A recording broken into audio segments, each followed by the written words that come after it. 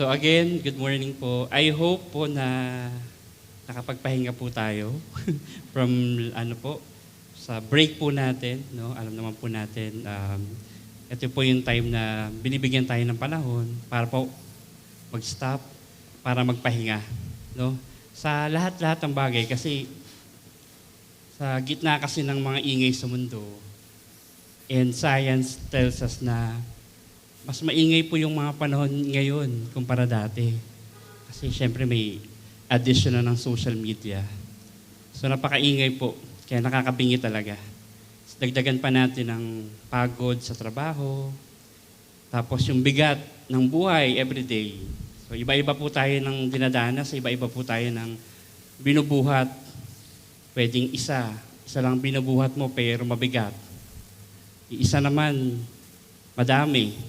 No, iba-iba po, pero nakakapagod. Kaya nga, marami sa atin ang nakakaramdam ng stress. Saka yung pagkaubos, parang ubos na ubos ka emotionally. O punong-puno ka na. Di ba? Parang kabaliktaran. Pero somehow similar. Nag-aano ka ng emotions mo. No? Kaya napakahalaga po ng pahinga. And I'm sure, sa nakakilala po sa akin, nasa isip nila, coming from you. Kasi po bukod po sa nag-work ako, graveyard shift po. Uwi ako ng 6 a.m. Pasok ako sa school ng 9 a.m. to 3 p.m. Tuesday to Friday. And then Friday night, pasok sa office. And then Saturday, instead of pahinga, 9 a.m. to 3 p.m., class naman po sa ATS. So, same kami ni Pastor Kit po ng school. So, yun. So, siguro may coming from you, Ronald, no? So, yun. Pero, again, napakahalaga po ng pahinga, mga kapatid. Hindi lamang para sa ating katawan, kundi lalo na para sa ating isipan, tsaka sa spirit po natin. So, may mga time po na sa buhay natin, gusto na lang natin minsan sabihin na tama na, nakakapagod na. Punong-puno na ako. Ubos na ako. Wala na akong maibibigay. May mga ganun po, no? Gusto po nating sabihin yun eh. Kasi, again, ang core components po ng personality natin is yung ating thinking, the way we think, yung ating pong behavior, and then yung emotions natin. So pag na-overwhelm po tayo, lalabas po yung emotions natin at hindi po natin yung kayang pigilan. Yung dalawang components po, which is yung ating the way we think and the way we act, which is yung behavior natin, makokontrol po natin yun. Pero pag punong-puno na po tayo, yung emotions po natin, yun po hindi natin kayang kontrolin. That's why we understand. Pagka nasasabi po natin, ayoko na, nakakapagod. Kasi totoo po yun. Lumalabas po yung emotions natin. Sa ingay ng mundo, sa dami nangyayari. And medyo lalayo pa ako ng konti. Pero yun po, recently, meron po akong kanta na madalas ko pong pinakikinggan. Ang title po nun is, kasi sobrang sobrang siyang parang relevant. Oo. Ang title po ng kanta is Wakas. Yun po, W-A-K-A-S, Wakas. At kung may chance po kayong pakinggan o basahin ng lyrics, ay maririnig nyo po ang ganitong damdamin sa kanta. Alam kong ubos ka na. Alam kong pagod ka na. Tapos, sa medyo dulo, ito na ba ang wakas? Sobrang dami niyang pinagdaanan. So, yun. So, para po sa marami o sa iilan, ang wakas ay parang pagkatalo. Parang tanda na, talo ka na. Wala nang pag-asa. Tapos na yung laban. Pero alam niyo mga kapatid, sa krus, may isa ring nagsalita ng parang wakas, pero may ibang kahulugan o meaning. Ito po ang ika-6 na salita ni Jesus. It is finished. Allow me to read John 19 verse 30. Tagalog po. Nang matanggap na nga ni Jesus ang maasim na alak, sinabi niya, naganap na. Itinungo niya ang kanyang ulo at ibinigay niya ang kanyang espiritu. So ang salitang ginamit dito ng ating Panginoong Jesus po ay ang Greek word na tetelestai. Ibig sabihin nito generally, ganap na natupad, kumpleto na, wala nang kailangang idagdag. Interestingly, ginagamit po siya sa yung word na tetelestai sa mga legal documents, yung mga merchants po yan, sa businesses, and even sa war, ginagamit po siya.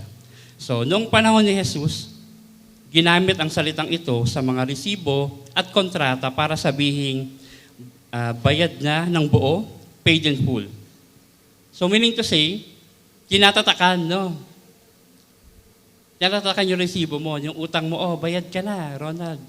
Yan, makikita natin, tetelestai. Paid in full, bayad na ng buo. Kaya nang sabihin ni Jesus, ang it is finished, hindi ito buntong hilinga ng isang talunan. Ito ay deklarasyon na natupad na ang plano ng Diyos. So hindi namatay ang ating Panginoong Jesus dahil ubos na siya o pagod na siya, kundi dahil tapos na ang kanyang misyon. Ang cross ay hindi simbolo ng pagkatalo, kundi marka ng tagumpay. Again, tagumpay, hindi trahedya. Christ has completed the work of redemption. Bayad na ang kasalanan at bukas na ang daan pabalik sa Diyos. At dahil tapos na ang kanyang ginawa, may epekto ito sa mga kapatid sa kung paano tayo nabubuhay ngayon bilang mga Kristiyano. Una, inaanyayahan tayong magpahinga sa biyaya. Hindi na natin kailangang pagsikapan pa ang pagtanggap ng Diyos dahil tinanggap na tayo kay Kristo. Mula sa pahingang ito, inaanyayahan din tayo ng Diyos na mamuhay sa kalayaang kanyang ibinigay. Hindi na natin kailangang pasanin pa ang guilt o yung kahihiyan na matagal nang ipinako ni Kristo sa cross. At dahil dito ay pinalaya tayo ngayon at dahil dito tayo ay pinalaya. Tayo ngayon ay naglilingkod ng may pasasalamat sa ating Panginoon. Ang pagsunod ay hindi na bunga ng takot sa parusa, kundi tugon ng pag-ibig at paggalang sa ating Panginoon Diyos. At mga kapatid, sa mga sandaling napapagod tayo, inaanyayahan tayong kumapit kay Kristo. Hindi upang gumawa pa, kundi upang magpahinga sa Kanya. Sapagkat tapos na ang gawain at sapat si Kristo sa lahat ng sitwasyon. So ang wakas ay may pag-asa. Kung sa karanasan ng mga tao, ang wakas ay tila pagkatalo, sa krus ni Kristo, ang wakas ay naging simula ng pag-asa. Ang tanong nga, may pag-asa pa ba? Isa rin yan sa tanong dun sa kanta. May pag-asa pa ba tayo? Pero may tayo dun eh. Pero may pag-asa pa ba? Pero sinagot na ito ni Kristo sa krus. Sapagkat tapos na ang kanyang ginawa para sa ating kaligtasan. At dahil tapos na ang gawa niya, ang ating kwento ay maaaring magpatuloy ng may pag-asa sa Diyos. Sa pagkatapos mga kapatid, mamuhay tayo sa biyaya. Ang it is finished ay hindi bulong ng pagod, kundi sigaw ng tagumpay. Bayad na ang kasalanan, bukas na ang daan sa Diyos, at may matibay na pag-asa ng kaligtasan ang mga nananatili kay Kristo. And to add mga kapatid, if time comes na katagpuin tayo ng ating Panginoon Diyos sa kapaguran natin, katagpuin tayo ng ating Panginoon Diyos sa sakit na dinaranas natin, and I'm pretty sure kakatagpuin tayo ng Panginoon sa time niya.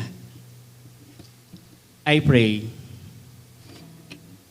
sasabihin din natin to, isi-share din natin to sa mga kapitbahay natin. Huwag mo na nga tayo lumabas sa kapitbahay natin, sa kapatid natin, sa kapamilya natin, sa nanay natin, sa tatay natin. Kailangan din nila Maraming nalulungkot, maraming nawawalan ng pag-asa. Pero i-share natin yung sinabi ni Jesus na it is finished. Tapos na, nagawa na.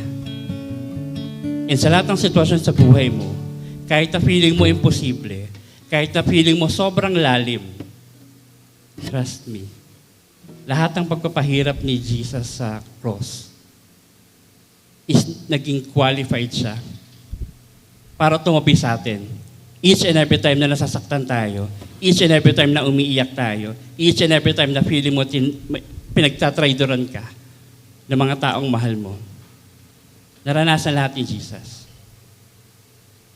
So mga kapatid, again, ang ating panalangin sa araw na ito, ipamahagi natin ang kabutihan ng ating Panginoon Jesus. Thank you po.